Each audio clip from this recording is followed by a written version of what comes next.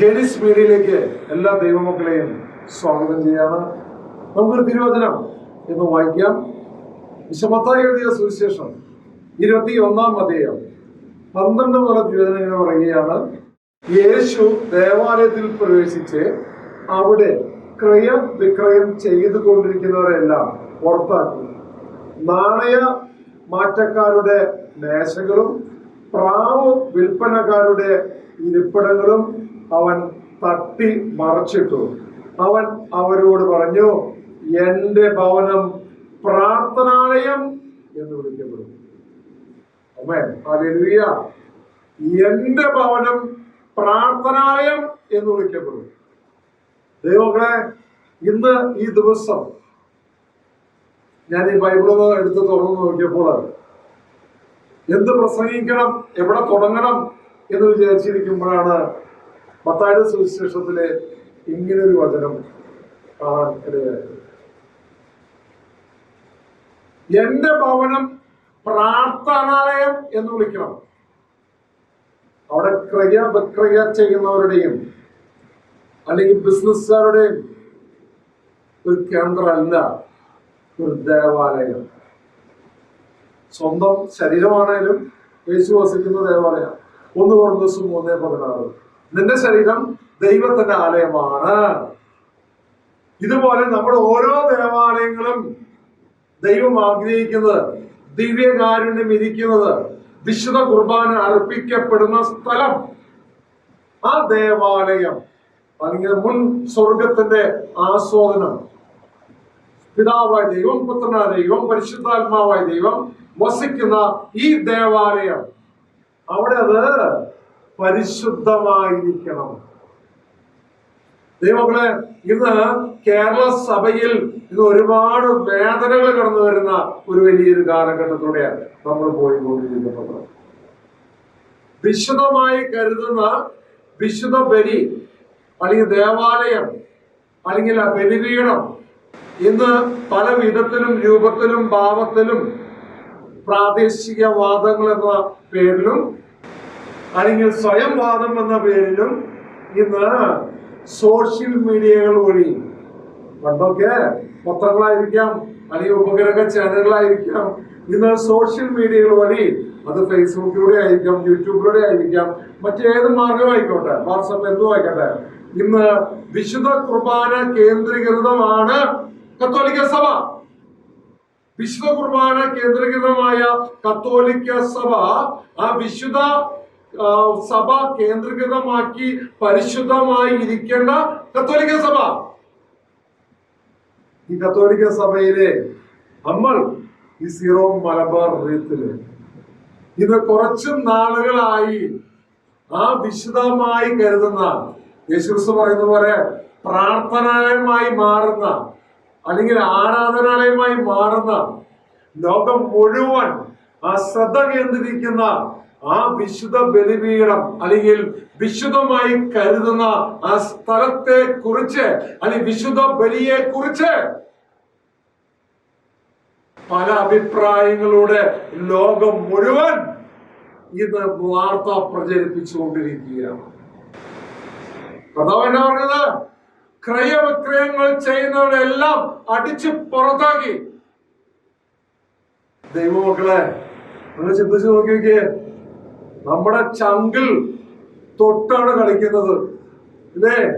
ഓരോ കത്തോലിക്ക വിശ്വാസിയും ഓരോ പ്രഭാതത്തിലും ബലിയർപ്പിക്കാനായി ആ ബലിപീഠത്തിന്റെ അരികെ ചെന്ന് കുമ്പസാരിച്ച് ഒരുങ്ങി രമ്യപ്പെട്ട്, ഇതെന്റെ ശരീരമാണ്, ഇതെന്റെ രക്തമാണ്, ഇത് വാങ്ങി ഭക്ഷിക്കുന്നവൻ മരിച്ചാലും ജീവിക്കും.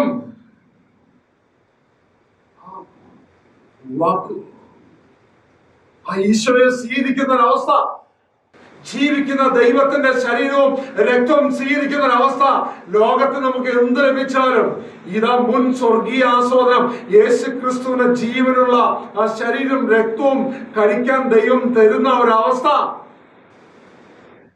അത്രയും പരിശുദ്ധമായി പറയാൻ പോലും, ഇല്ലേ, അവിടേക്ക് പ്രവേശിക്കാൻ പോലും നമുക്ക് ഭയമാണ്. കർത്താവിന്റെ സാന്നിധ്യം കൊണ്ട് നിറഞ്ഞു നിൽക്കുന്ന ദേവാലയം. ഈ ദേവാലയത്തിനകത്ത് ആരാധന ക്രമങ്ങള് അത് ശരിയല്ല, അത് തെറ്റാണ് എന്ന് പറഞ്ഞുകൊണ്ട് കുറെ ദിവസങ്ങളായി അല്ലെങ്കിൽ മാസങ്ങളായി തന്നെ ഈ വാദപ്രതിവാദങ്ങൾ നടക്കുമ്പോൾ എന്റെ ദൈവങ്ങളെ, യേശു ക്രിസ്തുവിനെ വീണ്ടും വീണ്ടും വീണ്ടും കുരിശിൽ തറച്ച് കൊല്ലുകയല്ല ഞാനും നിങ്ങളും ചെയ്യുന്നത്.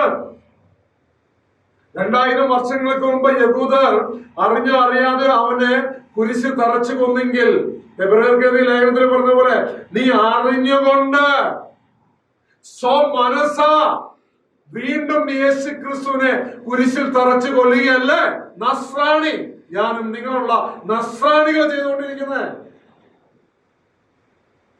ഇതോടെ സഭയുടെ പല തലങ്ങളിലും ആയിരുന്നു പ്രശ്നങ്ങൾ, പല മേഖലകളിലായിരുന്നു പ്രശ്നങ്ങൾ.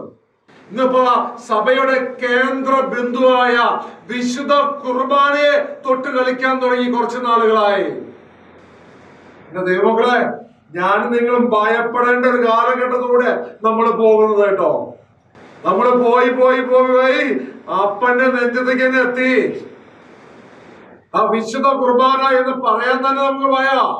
അത്രമാത്രം പരിശുദ്ധിയുള്ള ആയിരുന്നവനും ആയിരിക്കുന്നവനും ഇനി വരാനിരിക്കുന്നതുമായ സർവശക്തനായ ദൈവം അങ്ങ് നീ പരിശുദ്ധൻ പരിശുദ്ധൻ പരിശുദ്ധൻ എന്ന് കെരുബുകളും സിറാഫുകളും മാലാഖ വൃന്ദങ്ങളും ഉദ്ഘോഷിക്കപ്പെടുമ്പോൾ ദൈവത്തിന്റെ സ്വന്തം ഛായയിലും സദൃശിലും സൃഷ്ടിച്ച ദൈവ മക്കളായ നമ്മൾ ആ വിശുദ്ധ കുർബാനയ്ക്ക് വേണ്ടി പിടിവലി കൂടുമ്പോൾ ഒന്നോർത്തോ,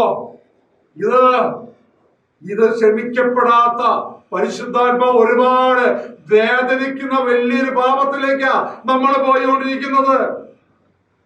എന്റെ ദൈവമക്കളെ, ഇതൊരു കളി തമാശയായി കരുതരുത്.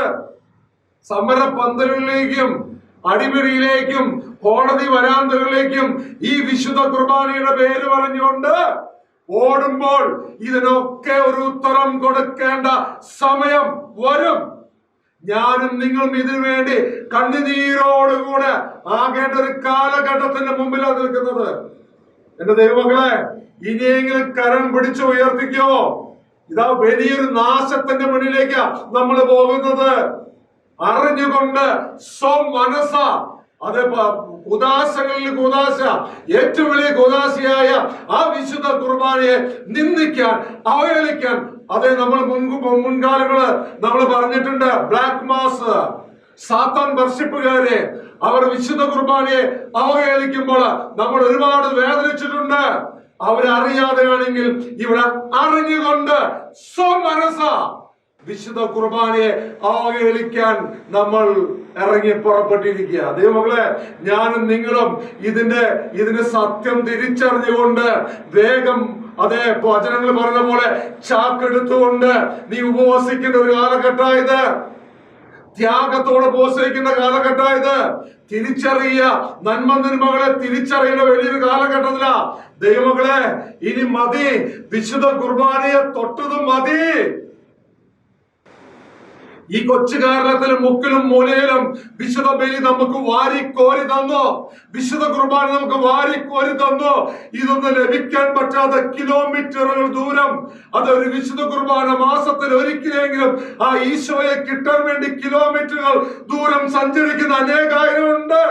ദൈവത്തിന്റെ സ്വന്തം ഈ നാട്ടില് ഇത് ദൈവത്തിന്റെ സ്വന്തം നാടെന്ന് വിശേഷിക്കപ്പെടുന്ന ഈ കൊച്ചു കേരളത്തിലെ 3 റീത്തുകളായി മുക്കിലും മൂലയിലും വിശുദ്ധ ബലി ഓരോ പ്രഭാതത്തിലും നമുക്ക് അർപ്പിക്കപ്പെടുമ്പോൾ അതിനൊരു വിലയില്ലാതാക്കി മാറ്റരുത്. കേണപേക്ഷിക്കുക, വേദന കൊണ്ട് പറയുക, കേണപേക്ഷിക്കുക, പിന്മാറുക. ദൈവമക്കളെ, ഇങ്ങനെ പരസ്പരം പിടിച്ചു കീറുമ്പോൾ ഇതിനൊക്കെ ഉത്തരം നമ്മൾ കൊടുക്കേണ്ട ഒരു ദിവസം വരും. പ്രാർത്ഥിക്കാം, നമുക്ക് ചങ്ക പൊട്ടി പ്രാർത്ഥിക്കാം. ഈ ഒരു തിന്മയുടെ മേഖലയിൽ നിന്നും നമ്മൾ വിടുതൽ ലഭിക്കാൻ വേണ്ടി നമുക്ക് പ്രാർത്ഥിക്കാം. ആമേൻ.